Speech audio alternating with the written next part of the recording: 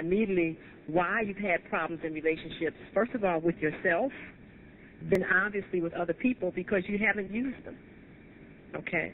But everything that we're telling you, it's very important to understand, you already know, okay? Let me just, one of the things we deleted, and you can pick this up in your manuals, is the fact about, and we'll go into that a little bit more about human anatomy, and I'll show you something about the brain real quick, though. Let me get this way so that people can understand. Okay? This brain that we have is just so cute. I just love it. It's so wonderful. Okay? You're the scientist. That's a... Yeah. This thing. Okay. Yeah, this is heavy. This is a cutie. This little brain's here. Okay. And this brain does a wonderful thing for us because it is our capacity to interface in this dimension. Okay, as I said, everything is light. We are light beings. You are not a solid entity. The only reason why you think that you are is because you are only capturing and processing certain light frequencies that give you that reality. But you are not solid.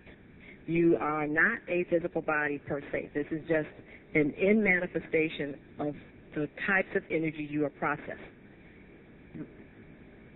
Okay, no. Let's look at the natural phenomena around ourselves. Okay, gas. Okay, whether it's helium gas, whether it's water, okay, etc. It is not physical. It's a gas. Okay, that's literally what we are. Okay, now certain things happen where the molecules, the atoms change within themselves and it takes on a different form. So water then decides to not be in, because there's water in this room. If it wasn't, we definitely would know it. We'd all have to run out of here.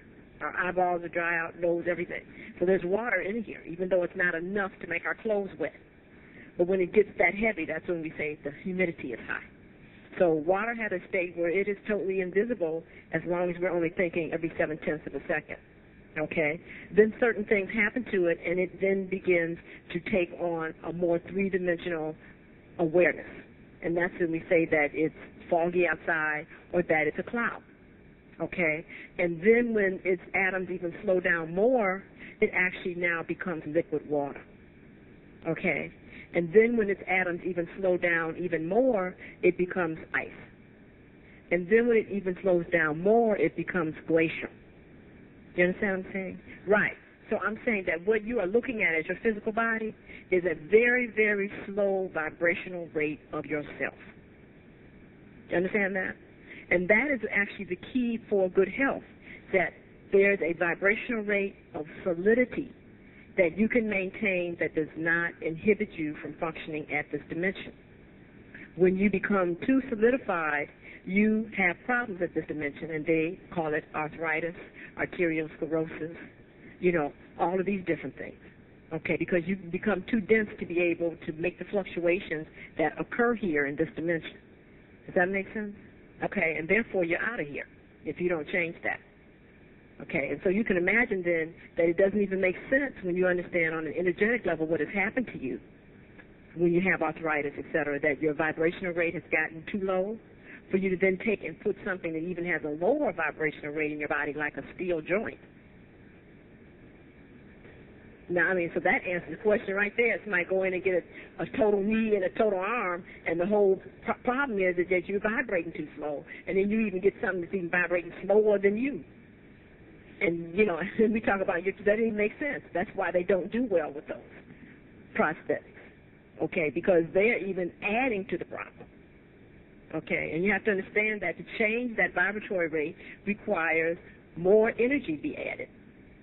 So if you can imagine, that's what you do. That's why we think about changing our diet. Because what do? You stop putting that food into your body that has this low vibrational rate. And you start putting food into your body that's living that increases the vibrational rate, and the stiffness goes away. Now here you got something that's steel, and it doesn't even resonate to life force energy. What you're going to do with that?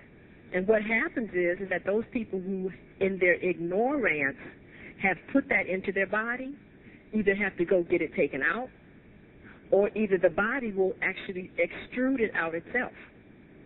And so then that's a whole nother symptom, because when the body starts rejecting that because it's gotten so healthy, it will actually push this out of itself. Okay, and then the surgeons really get freaked out, the orthopedic surgeons, because they don't know what's happening with that. Yeah, right. Yes. Right, but most of my colleagues haven't figured out what's happening on that level. Okay? So this is what we're talking about here. Okay, so we're talking about you already having access to everything. Remember, I told you you're energy.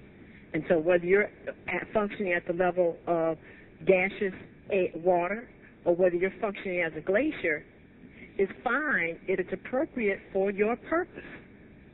See, this is the key that we have to get to understand. It's like, what is the purpose that you're being asked to perform at the moment? Okay, and when you're supposed to be a glacier and you're up here being a cloud, you're out of order. And you got problems because you're not supposed to be in that space and time. Okay, do you understand what I'm saying? So that's why we're talking about giving you the keys so that you can make the adaptations relative to what your purpose is. Jewel, can I add something Yes. to this whole energy thing? We understand that thoughts are things. You walk into a room and you feel something, and even though there's no one there, there's an energy, there's a vibe that's been left there, and it may cause you to become heavy, or it may lift you up. Certainly if there's children have that wonderful, God bless them, ability. Their energy just lifts up an environment, doesn't it? Thoughts are a thing. And as Dr. Jewel has been saying, it's an energy. Now, as we are on the pathway to discovering our purpose, one of the things that's very important to remember is, as Dr. Jewel was saying about being in tune with the frequency, it's like knowing what the weather is, Right. not outside, but within. but within. And when you're talking about the inner weather, are we not talking about attitudes, states of mind, which is really what changes history, not people. It's states of mind. All right? What really makes or breaks a relationship is not necessarily the people, but it's their, come on. All right, come on. Right? Okay, edging God out. Because we live in a world based on ego. But you can't live in this world without having. Oh, no, I'm not saying I didn't say ego was bad. But what I'm saying is we live in a world that is, as Living Color says, the cult of personality.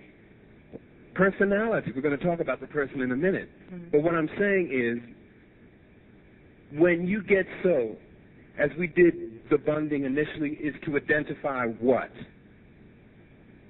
Oneness. That we are sons and daughters of who? That we know that we are children of the Most. Please? That we are not the source. And what is the mistake that people who are locked into ego make? Come on, talk to me. Until they get into a situation, as life so beautifully does. All right, handle this.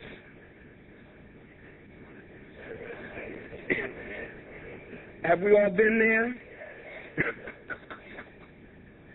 All right, point being, attitude. Thoughts are energy. And in the process of thinking, and the universal laws that we're about to share with you, understand, if I expect the good, finish it. Because we have something called the rules of being human that you've got the answers.